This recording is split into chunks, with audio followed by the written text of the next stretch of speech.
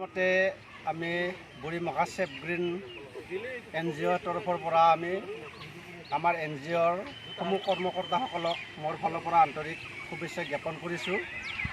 আজি জুন মাহৰ 5 তাৰিখ আৰু এই 5 তাৰিখে প্ৰতি বছৰে আমাৰ বিশ্ব পৰিৱেশ দিৱস হিচাপে উদযাপন কৰা হয়। সেই উপলক্ষে আমি এই 5 জুন তাৰিখে বিশ্ব পৰিৱেশ দিৱসৰ লগত সংগতি ৰাখি আমি এই আমাৰ চেফ গ্ৰীণ NGOৰ আজি প্ৰথম বছৰ আমি প্ৰথম বছৰতে প্ৰথম পদক্ষেপ আমি ল'বলৈ বিচাৰিছোঁ। আজি 5 জুনৰ বিশ্ব পৰিৱেশ দিৱসৰ সংগতি ৰাখি আমি গছপুলি ৰোপণৰ আমি কাৰ্যসূচী হাতত লৈছোঁ। সেয়েহে আজি আমি আমাৰ যিখিনি অঞ্চলৰ স্কুল কলেজ আৰু চক আছে, চক বজাৰ এইবিলাকৰ আমি বৃক্ষৰোপণ কাৰ্যসূচীৰে আজি আমি পালন কৰিম।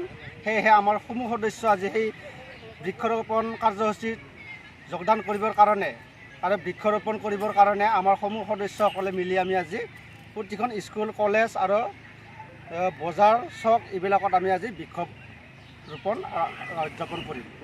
সেয়েহে আমি সমূহ ৰাইজকে এই বিশ্ব পৰিৱেশ দিৱস পালন কৰিবলৈ বা বৃক্ষ এই সংগতি ৰাখি প্ৰতিজন নাগৰিকে যাতে একোডালকৈ গছপুলি ৰোপণ কৰে, সেয়েহে আমাৰ NGOৰ তৰফৰ পৰা চেফ গ্ৰীণ NGOৰ তৰফৰ পৰা আমি সমূহ ৰাইজকে বিশ্ববাসী ৰাইজকে আমি অনুৰোধ জনাইছোঁ যাতে আমাৰ বৃক্ষৰোপণৰ থ্ৰুৱেদি আমাৰ প্ৰাকৃতিক সৌন্দৰ্য আমাৰ ধুনীয়া হৈ উঠি থাকে। সেয়েহে সমূহ ৰাইজকে আমি আমাৰ চেফ গ্ৰীণ NGO বুঢ়ীমাখাৰ পৰা আমি সমূহ ৰাইজকে বৃক্ষৰোপণ কাৰ্যসূচী পালন কৰিবলৈ অনুৰোধ জনালোঁ।